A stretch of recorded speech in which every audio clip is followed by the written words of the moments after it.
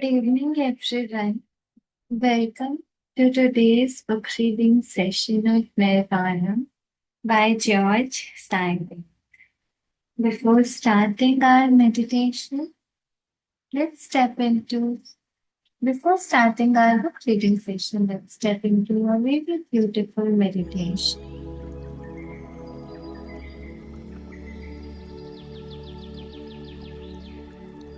Sit and relax.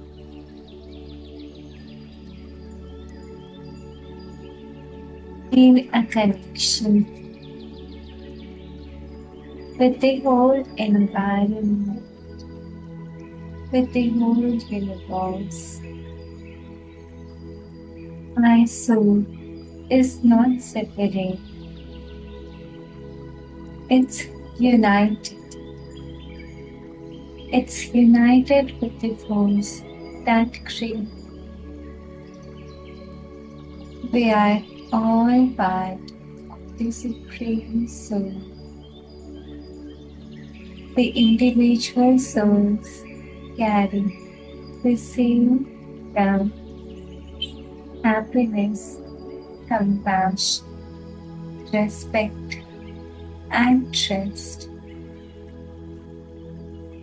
Times, situation comes, and on a conscious level, we forget this thing. But this doesn't mean that we are impure or have hate towards anyone, or they have hatred towards us. We all carry the same love, the same soulful love.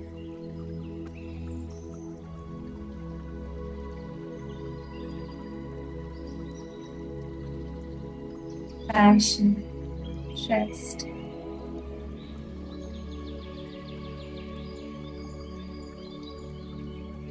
Try to look in the heart of others and see the same supreme, pure God inside their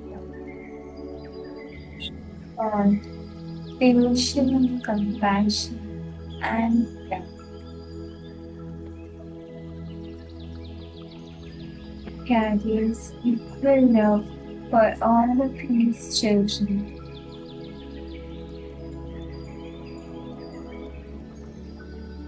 Recall the bad deeds being done by this body, mind, and soul. Apologize from the depth of your heart. Apologize to the individual souls and send them blessings in the form of power, support, and love. Understanding and acceptance opens the door for forgiveness. So for today, practice this.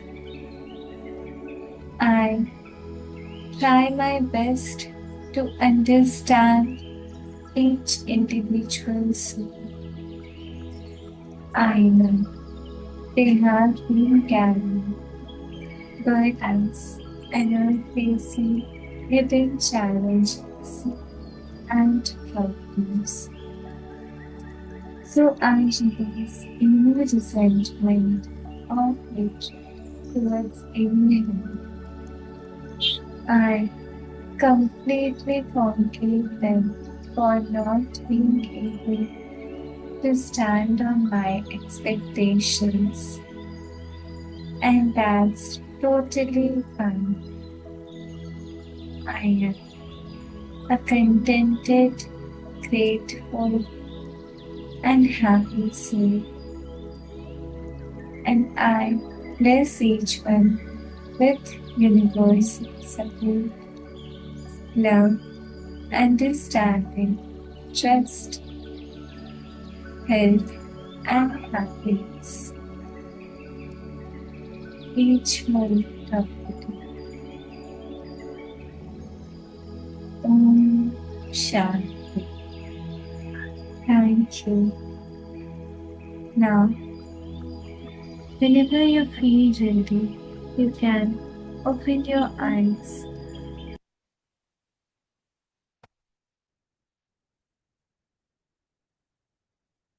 Share the screen.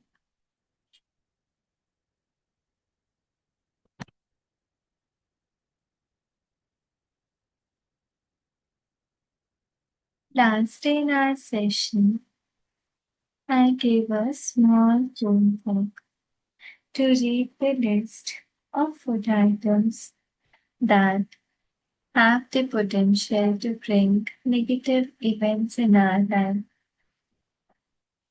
This list has also been shared in the post section of our readers note. So please try to go through this because this is very important. Since the last few sessions, I have been sharing these kind of lists for each one of you to go through, read them, analyze them, and bring changes that will benefit your life. So let's continue.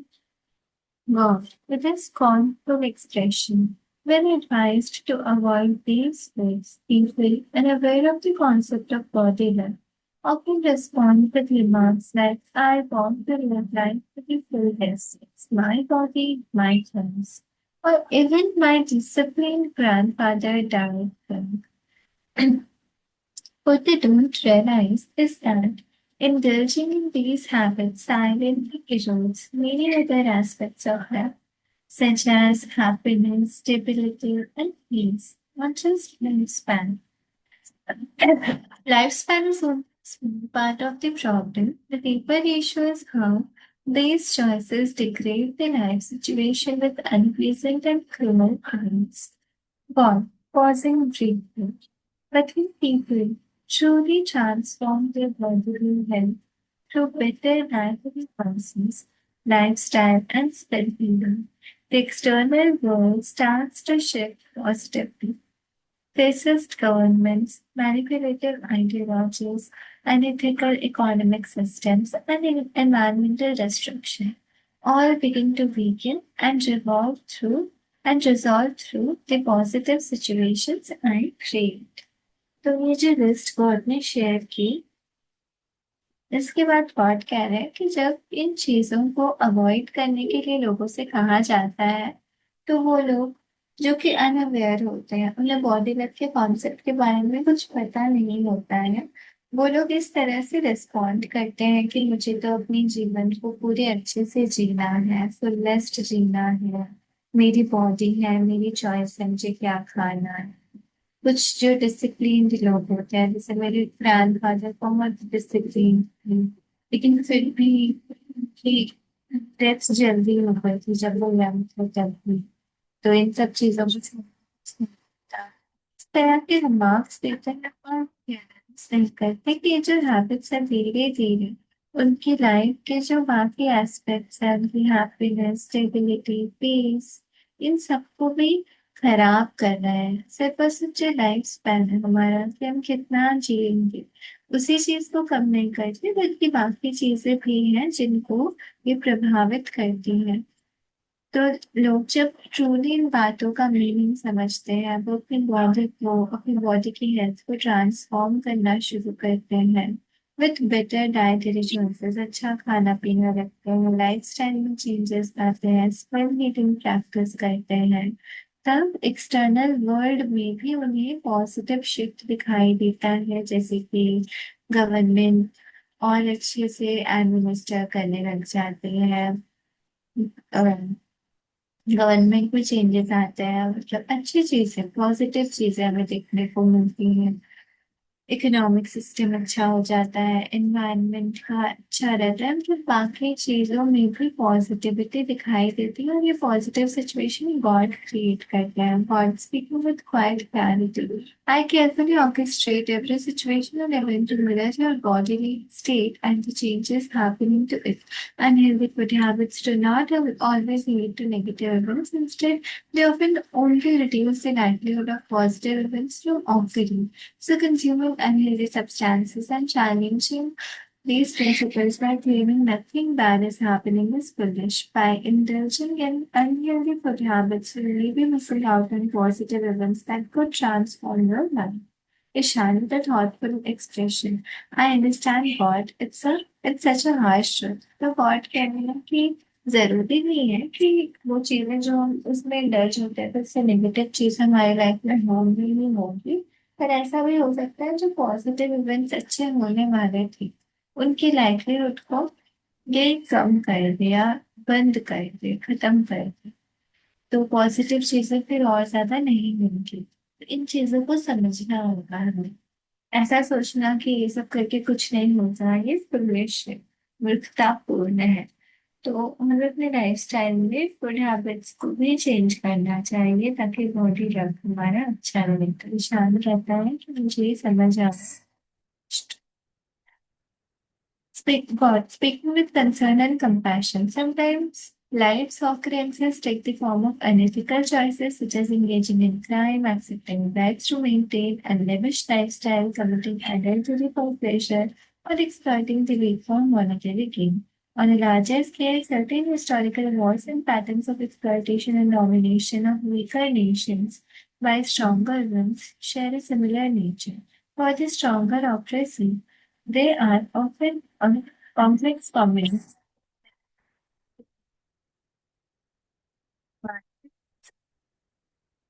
Final officer, the threat of retaliation, and the moral and character degradation caused by actions rooted in greed, exploitation, criminal activity, and cruelty.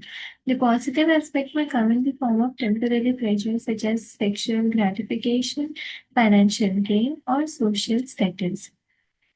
तो जो लोग कुछ crime में या कुछ unethical choices में indulge होते हैं तो उनकी लाइफ में पॉजिटिव और नेगेटिव दोनों चीजें दिखाई देती हैं. तो कुछ चीजें में क्या दिखाई देते हैं, जो कुछ क्राइम वगैरह करते हैं, कुछ गलत करते हैं, दूसरों की तरह अत्याचार देते हैं, तो उसकी जो इमेज होती है वो खराब हो जाती है, उससे माइनर लॉसेस होते हैं, लोग रिटेलिएट करेंगे, उसका बदला लेंगे.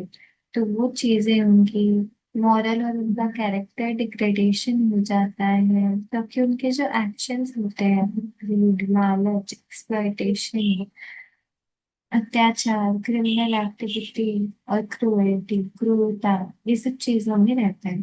तो ये नेगेटिव साइड है. और पॉजिटिव जो साइड है वो एक्चुअल में पॉजिटिव कुछ नहीं है, पर उनमें टेम्पोररी प्लेजर मिलता है. तो बोलते हैं ना अस्थायी जो लगती है सुख. तो ये जो सेक्सुअल ग्रेटिफिकेशन है या फाइनेंशियल गेन है, सोशल स्टेटस उनका बढ़ जाना, तो ये चीजें उन्हें एक टेम्पररी प्लेजर दे रही है. ये रियल हैप्पीनेस नहीं है, पर हाँ शॉर्ट टर्म के लिए पॉजिटिव हो सकता है उनकी लाइफ में. God wasn't treated. While these gains can seem rewarding in the short term and can improve one's situation, they often go unchecked only if the individual maintains a relatively good health and lifestyle. A typical example is someone who is physically fit but engages in a lifestyle marked by harmful health-related habits such as excessive drinking, drug use, etc. They manage to offset the damage through a genetic predisposition for good health or by following certain positive lifestyle practices such as proper nutrition, regular exercise, and medical care. This balance allows them to temporarily evade the consequences or retaliation from the victims for their unethical actions. Also, when two or more forces are involved, their relative body luck also plays a significant role in determining who emerges victorious. तो ये जो games हैं जो कि अभी ये बताए गए थे टेम्पोररी है, अस्थायी है, तो ये शॉर्ट टर्म में लग सकता है कि हाँ ये रिपोर्टिंग है और दूसरे की सिचुएशन को भी बढ़ा रहा है, पर लॉन्ग टर्म के लिए ये अच्छा नहीं होता है. एक टिपिकल एग्जाम्पल यहाँ पे दिया गया है कि कोई अगर फिजिकली फिट इंसान है पर फिर भी वो अपनी लाइफस्टाइल में कुछ हार्मफुल हेल्थ रिलेटेड हैबिट्स रखता है, जैसे कि बहुत ज्यादा अल्कोहल कंज्यूम करना, ड्रग को यूज करना, ये सब चीजें करता है। और उस चीज को मैनेज करने के लिए वो रोज रेगुलर एक्सरसाइज करता है, न्यूट्रिशन फूड कंज्यूम करता है, मेडिकल केयर लेता है, बैलेंस पे लेकर के चल रही है। तो इससे क्या हो सकता है, शॉर्ट टर्म में कंसिक्वेंसेस जो उसके फेस करने पड़ेंगे खराब वाले, हो सकता है वो कुछ टाइम के लिए टल जाए, पर उसकी जो रिलेटिव बॉडी लक है वही रोल प्ले करती है कि इन दोनों में कौन विक्टोरियस इमर्ज होगा, कौन सा जीतेगा, पॉजिटिव एस्पेक्ट या negative aspect. God pausing quickly, but Ishan, typical question is who are they really exploiting? Mortal beings who, at the core, are eternal souls, inseparable from me. No act goes unnoticed. In the short term, it may appear that there are no consequences in the game, but in the long run, karma always still continues. Sooner or later, the perpetrator would still arrive, but their descendants will face my judgment on those actions.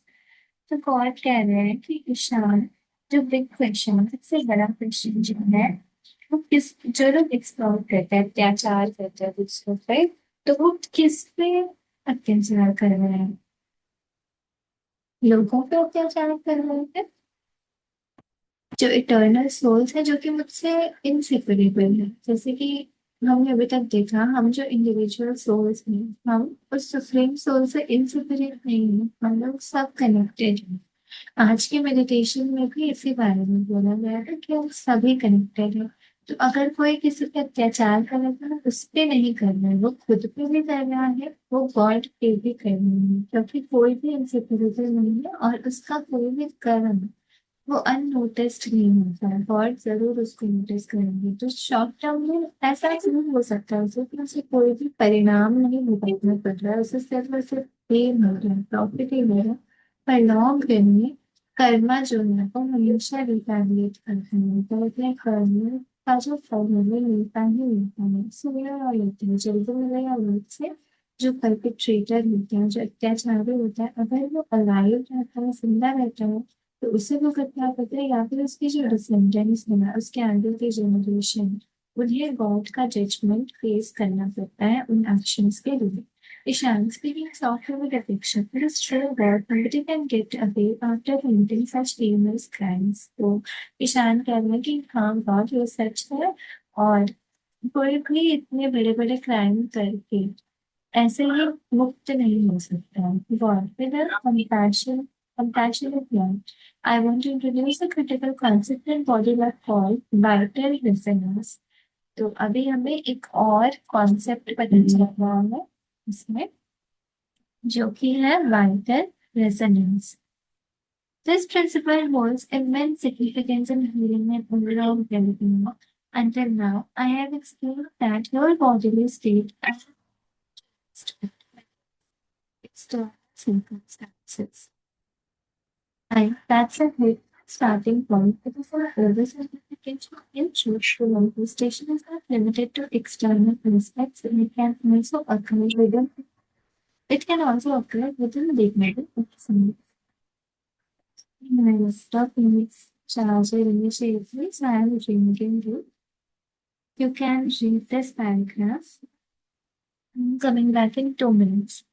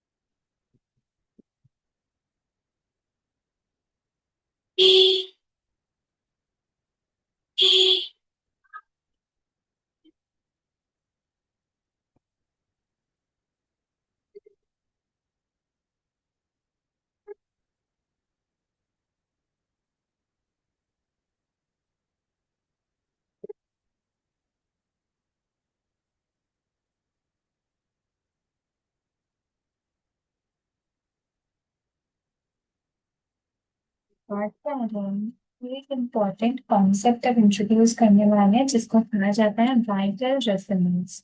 तो ये जो principal है इसकी बहुत ज्यादा importance होती है healing में और ओवरऑल वेलबींग में। तो अभी तक जो समझाया गया था हमें वो था बॉडीली स्टेट के बारे में कि हमारी बॉडी की कैसी कंडीशन है, वैसे ही एक्सटर्नल सर्कमस्टांसेस हमें मिलते हैं बॉडी ब्लड की वजह से। तो ये सिर्फ स्टार्टिंग पॉइंट था गॉड के अलावा। तो ये एक हेल्पफुल स्टार्टिंग पॉइंट था पर ये ओवर सिंप्लीफिकेशन था। पर रियल में क्या होता है, जो मैनिफेस्टेशन होती है मतलब उसका जो परिणाम हमें दिखता है वो सिर्फ और सिर्फ बाहरी दुनिया में नहीं दिखता है, वो हमारे खुद के बॉडी में भी होता है। God positively, the manifestation of one organ's health situation and associated positive or negative events in the biological processes is another organ. In another organ is called vital resonance. तो जो एक organ की health की situation होती है वो associated होती है दूसरे ऑर्गन से भी। उसकी भी पॉजिटिव होती है नेगेटिव रिजल्ट होते हैं, उससे एसोसिएटेड होते हैं। तो उसे हम लोग वाइटल रेजोनेंस कहते हैं। Ayurveda, Chinese medicine, and several other medical systems have treatment methodologies that apply principles resembling vital resonance. तो vital resonance के principles आयुर्वेदा में भी है, चाइनीज मेडिसिन में भी है और अदर मेडिकल सिस्टम में भी है treatment methodologies इसके। However, much of this wisdom has been diminished or lost over time due to infusion of modern ideologies that tend to dismiss or overlook these ancient principles. पर आजकल modern medicine, modern treatment आने के बाद में उसे इतना ज्यादा महत्व नहीं दिया जाता है, तो उसके बारे में लोग ज्यादा बातें नहीं करते हैं। ट्रेडिशनल मानकर, एंशियंट मानकर उसे ओवरलुक किया जाता है। God with a calm reassurance. Consider the case of fatty liver or cirrhosis. These conditions involve the death or liquidation of liver cells, but the liver doesn't exist in isolation. It's surrounded by the heart, lungs, kidney, brain, skin, and other organs. A degrading liver can impact multiple organ systems, not only biologically due to its critical bodily functions, but also through vital resonance via invisible quantum connections that link the liver to the rest of the organs in the body. The liver, heart, digestive system, and other organs triggered by the occurrences and various other organs. Effects related to vital resonance vary based on whether these organs are in state of dysfunction or not. These effects have profound applications in medical diagnosis and healing. In fact, ancient physicians have reported diagnostics could often identify internal dysfunction simply by observing a person's appearance, character, nature of thoughts, fears, voice, and demeanor. This is why quite often you can gauge a person's internal life just by looking at their face. तो यहाँ पे कुछ कुछ example दिए गए हैं, जैसे fatty liver होता है, साइनोसिस होता है। ये जो कंडीशंस होती हैं इसमें डेथ भी हो जाती है या फिर डिग्रेड हो जाती है लिवर सेल्स। और ये सिर्फ और सिर्फ लिवर तक ही सीमित नहीं होता है, ये और ज्यादा फैलता है। जैसे हार्ट को, लंग्स को, किडनी, ब्रेन, स्किन और दूसरे ऑर्गन्स को भी अफेक्ट करते हैं। तो हमने पढ़ा ना वाइटल रेजोनेंस में कि एक ऑर्गन के पॉजिटिव या नेगेटिव सिचुएशन दूसरे ऑर्गन के भी पॉजिटिव या समझा। ये जो इफेक्ट्स होते हैं, किसी में डिसफंक्शन है, कुछ कमी है, खराब तरीके से परफॉर्म कर रहा है कोई ऑर्गन, या फिर वेलनेस है, सही से परफॉर्म कर रहा है। तो पहले जो लोग थे, पहले के लोग उसको डायग्नोज कर लेते थे किस तरह से, बस उस पर्सन का अपीयरेंस देखकर, उसके कैरेक्टर को देखकर, किस तरह के उसे थॉट्स आ रहे हैं, फ्यूचर्स आ रहे हैं, उसकी वॉइस कैसे हो गई, जमीन कैसे हो गई। तो ये सारी हमारी इंटरनल हेल्थ से रिलेटेड होते हैं, हमारी बॉडी से रिलेटेड होते हैं, उसी में हमें ये सारे लक्षण दिखाई देने लगते हैं। What pausing briefly. This also explains why the state of an organ may influence behavioral traits in the brain. A positive state of certain organs reflects order and discipline, while a degraded one may manifest as chaos and harm. These vital resonance related bodily patterns can shape thoughts and habits, trigger emotional disturbance, produce vivid nightmares. It also plays a significant role in triggering unethical behavior, criminal tendencies, and sexual misconduct triggered by lifestyle issues affecting various bodily organs. Even the death of beneficial intestinal bacteria caused by antibiotics and disrupt quantum inputs to various organs, negatively impacting their functionality and overall well-being.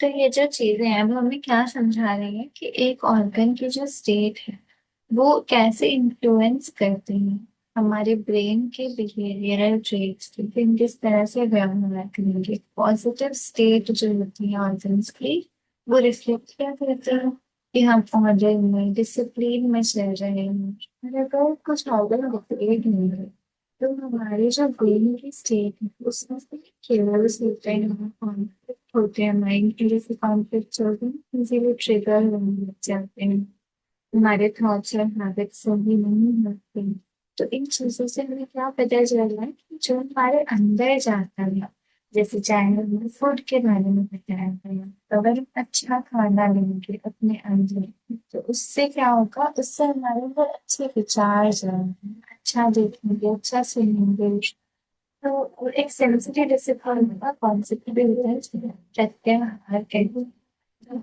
उसमें हम sense discipline को practice करेंगे कि हम अच्छा content ही consume करें अच्छी चीजें ही देखें अच्छी चीजें पढ़ें अच्छी चीजें सुने इससे क्या होगा हमारे ब्रेन में हमारे अंदर वो अच्छी चीजें जाएंगी तो अ, एक फंक्शन जो रहेगा वो अच्छे से चलेगा हार्मनी में चलेगा कॉन्फ्लिक्ट नहीं होंगे तो बिल्कुल एंटीबायोटिक्स का भी एग्जाम्पल दिया गया है कि जैसे एंटीबायोटिक लिए जाते हैं तो उससे हमारे इंटेस्टाइन में कुछ बेनिफिशियल बैक्टीरिया होते हैं वो भी खत्म हो जाते हैं उससे भी जो क्वांटम इनपुट्स मिलते हैं दूसरे ऑर्गन को वो डिसरप्ट होते हैं जिसकी वजह से हमारी जो फंक्शनैलिटी और ओवरऑल वेलबींग वो इम्पैक्ट होती है और with a trace of curiosity Chinese acupuncture acknowledges this through this meridian system which maps internal organs to points on the skin.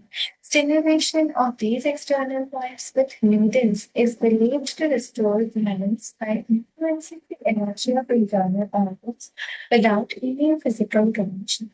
These invisible pathways suggest an entire field of medicine yet to be fully explored or understood by modern science.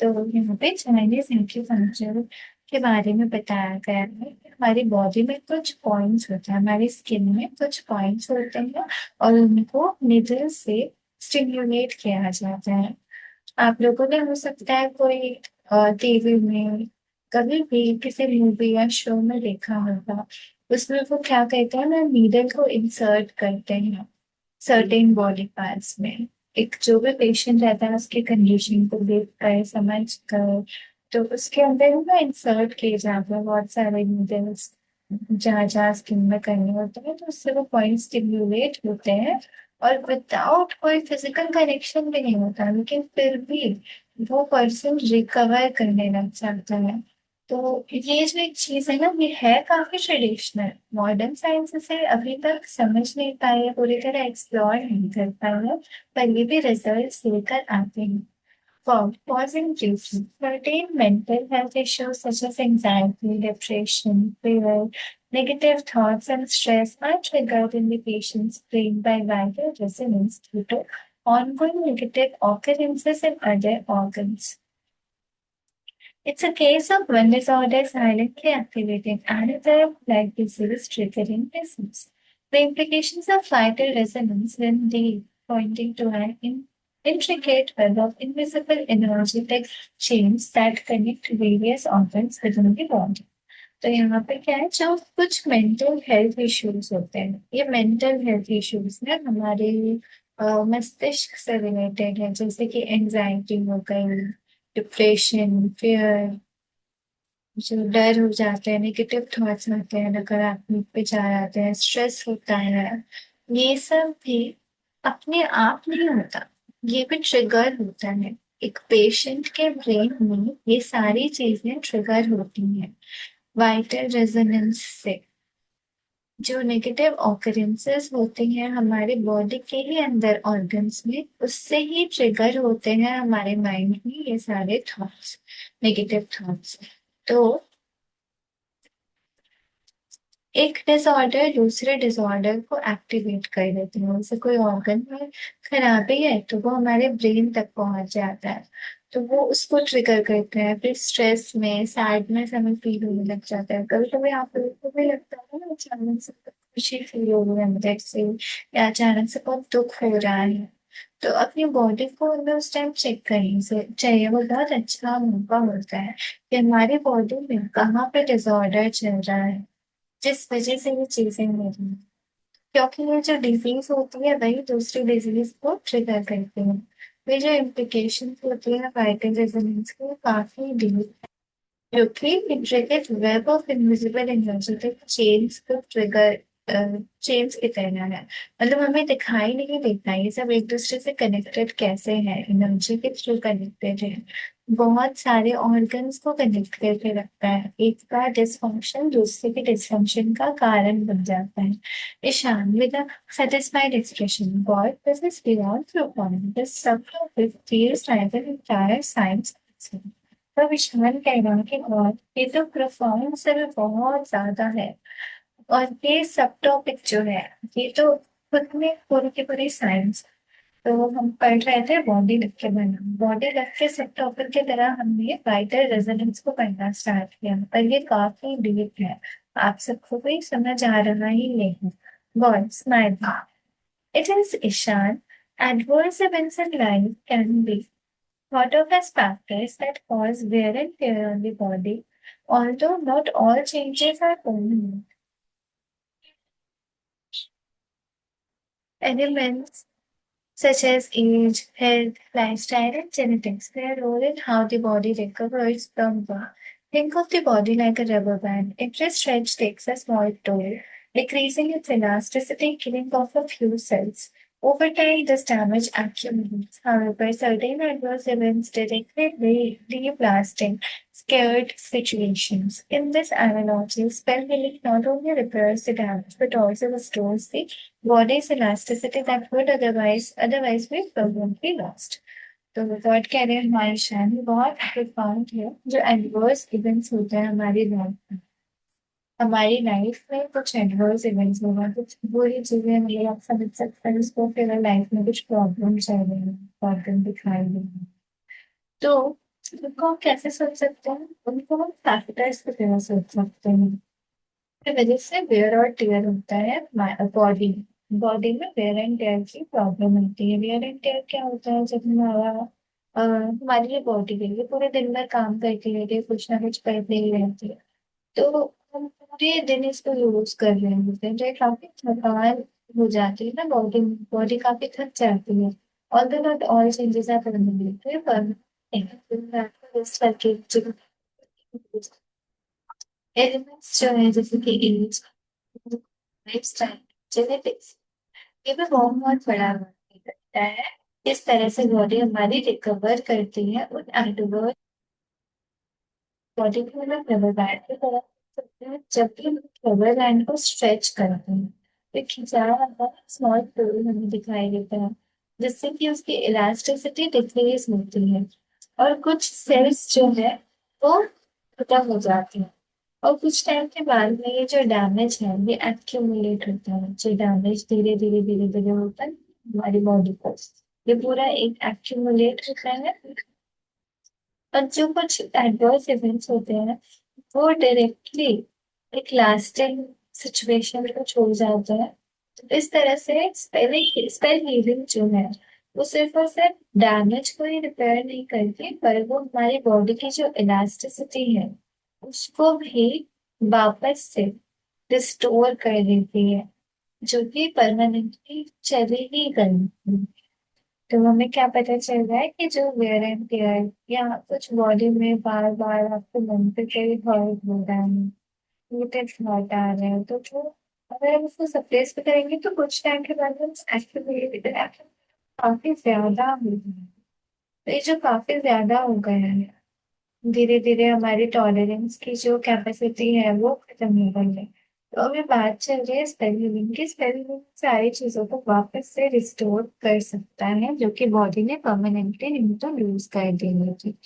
Ishan with a thoughtful smile, this analogy really helps me understand things better, God. तो अब ईशान कह रहा है कि ये analogy मुझे इन चीजों को और अच्छे से समझने में हेल्प करेगी। बहुत smile.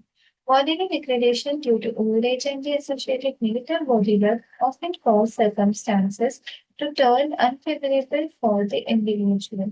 In many cases, old age and its related physical decline become the very reason why lifelong sexual offenders or criminals finally end up in prison, setting in motion by setting by certain invisible circumstances I orchestrate to manifest their worsening body. Alcohol, tobacco, and psychoactive substances are powerful contributors to criminal behavior due to both the short-term impairments and the long-term damage they inflict on the body and mind. Body की degradation, body की availability जब खराब हो जाती है old age के time पर, और एसोसिएटेड कुछ नेगेटिव बॉडी लक भी होते हैं जिनके वजह से बॉडी की हेल्थ खराब होती जाती है। तो इससे हमें और ज्यादा एक इंडिविजुअल के लाइफ में जो सर्कमस्टेंसेस है वो अनफेवरेबल होते जाते हैं। और बहुत केसेस में क्या होता है जो ओल्ड एज होते हैं और उससे रिलेटेड फिजिकल डिक्लाइन आने लग जाता है।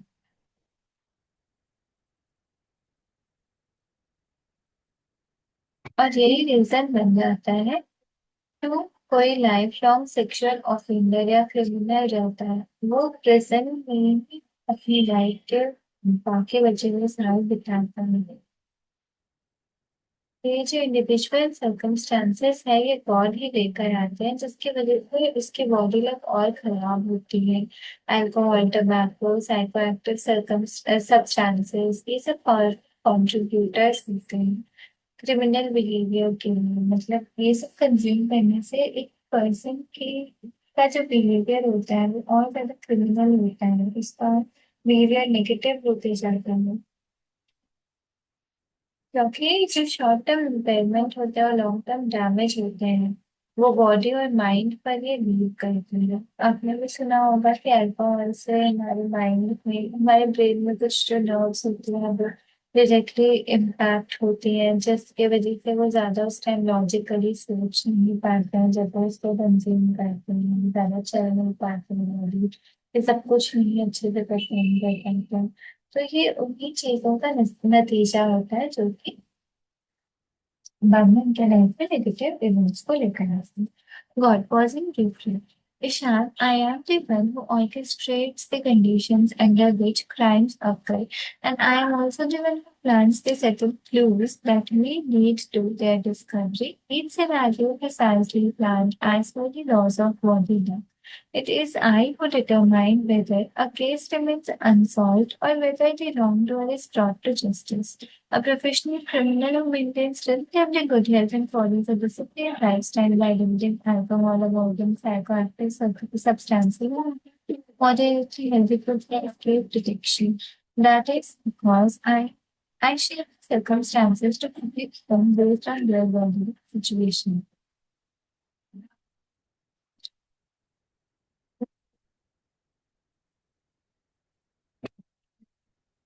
ऑर्केस्ट्रेट होते हैं नाइट में सारे कंडीशन जिसकी वजह से क्राइम होते हैं और जो क्लूज मिलते हैं जिस वजह से पता चलता है कि कौन क्रिमिनल है, वो सब क्लूज में बॉडी लग के हिसाब से ही प्लान होते हैं।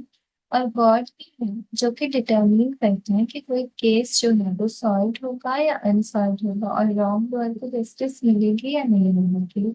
तो कोई प्रोफेशनल क्रिमिनल भी है जो कि बहुत अच्छी हेल्थ अपनी रखता है, डिसिप्लिन लाइफस्टाइल जी रहा है, अल्कोहल और साइकोएक्टिव सब्सटेंसेस को अवॉइड करता है, हेल्दी खाता है, तो हो सकता है कि वो डिटेक्शन को एस्केप कर जाए। क्योंकि गॉड उस टाइम ऐसे शेप करते हैं सर्कमस्टांसेस को जिसके वजह से वो प्रोटेक्ट हो सकता है। God with a knowing look. I am the upholder of eternal laws, Ishan. I do not keep signs, Philosophically speaking, it can be said with certainty that I am the mastermind behind every criminal act, whether it is rape, murder, cheating, fraud, addiction, or any other crime. Also, I am the one who manipulates quantum outcomes to turn minor physical conflicts accidentally into murder.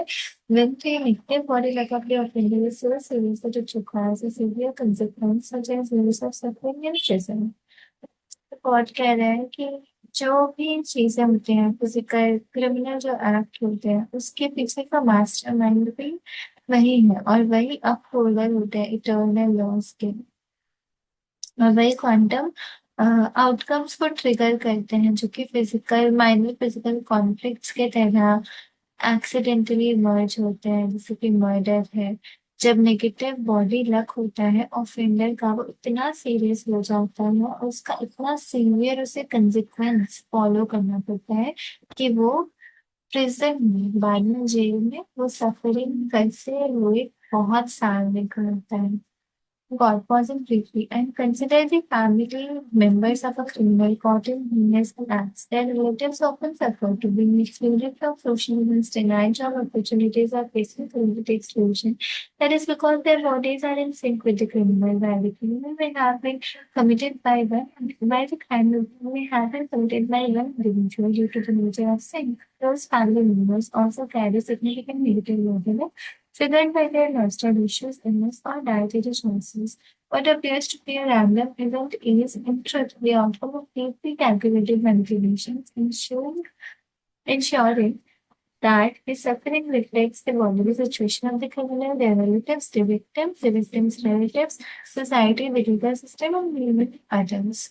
तो God कह रहे हैं कि जो criminal होते हैं वो तो सफरिंग करते हुए जेल में, मतलब उसे तो काफ़ी ज़्यादा सतर्क रहते हुए जेल में रहना ही पड़ता है। पर जो उसके क्लोज़ फैमिली मेंबर्स हैं, हो सकता है उन्होंने क्राइम किया भी नहीं है, पर उन्हें भी सफ़र करना पड़ता है। जॉब से डिनाई हो जाते हैं, सोशली एक्सक्लूडेड फील कराया जाता है, और भी कई चीज़ें उन्हें फेस करनी पड़ती हैं। ये सारी चीज़ें करते हुए एक और कॉन्सेप्ट आया था, सिंक का। जो लोग ज़्यादा क्लोज़ होते हैं, वो उस पर्सन से एक सिंक रहते हैं। लेकर तब ये सारी चीजें भी उनके साथ में होने लग जाती हैं। Ishan with a concerned look. I understand God that is truly profound and sad. तो ये काफी profound है, फिर ये sad भी है। God with a victorious look. Ishan, I have oversimplified this eternal transcripts to help you understand many things, but at my level, they are deeply complex, like playing a game of chess with almost unlimited pieces, where the endgame move echoes into the endless future. Strategy spans lifeline, timelines, and dimensions. And of course, as the eternal Brahman, chessboard बात कह रहे हैं कि मैंने बहुत तरह से simplify करके उन्हें टर्नल प्रिंसिपल्स में समझाए हैं, ताकि तुम्हें अच्छे से इजीली समझ में आ जाए, पर ये मेरे लेवल पे काफी ज्यादा कॉम्प्लेक्स है।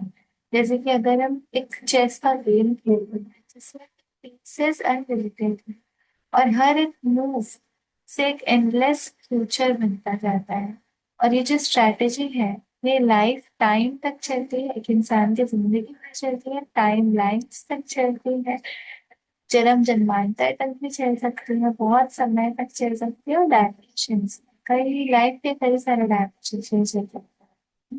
और गॉड जो है इटर्नल ब्रह्मन है। तो ये जो चेस बोर्ड है और जो पीसेस है वो उन्हीं के अंदर में डिसाइड करती हैं। शांत, no doubt it is beyond our comprehension at your level.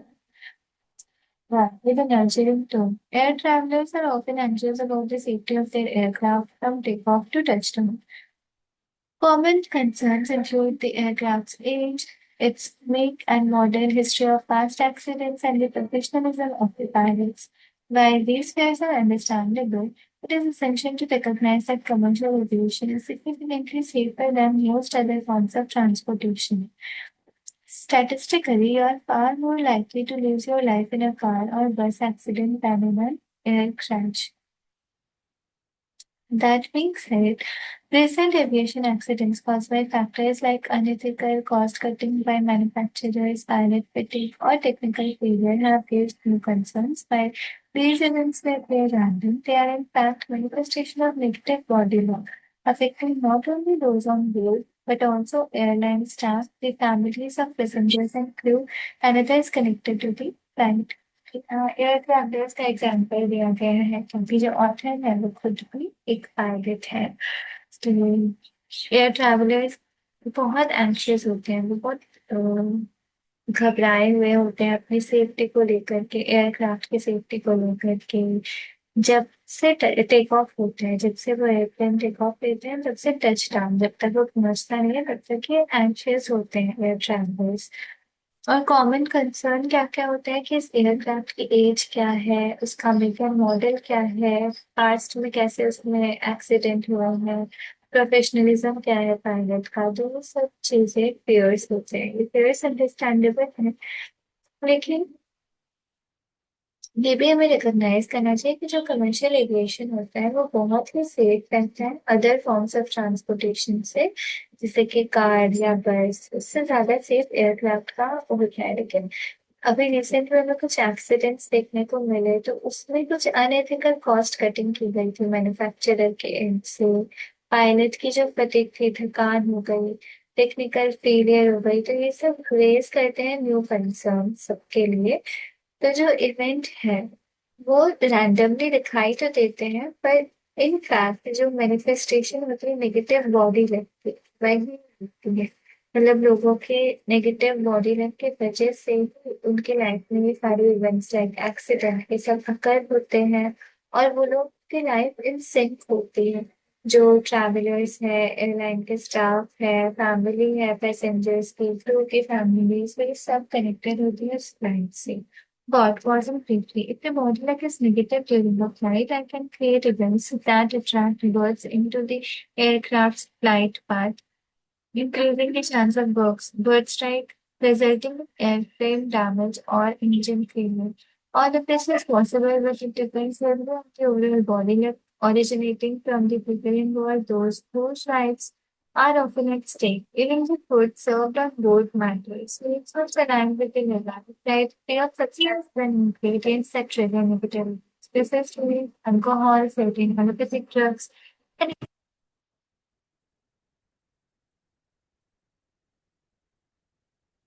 Body रखे अगर वो नेगेटिव होगा, तो हो सकता है कि बर्ड स्ट्राइक करे उस एयरप्लेन से, कुछ ऐसा हो, इंजन फेलियर होने लगेगा जिस वजह से एक्सीडेंट हो सकते हैं, कुछ पॉसिबल हो सकता है।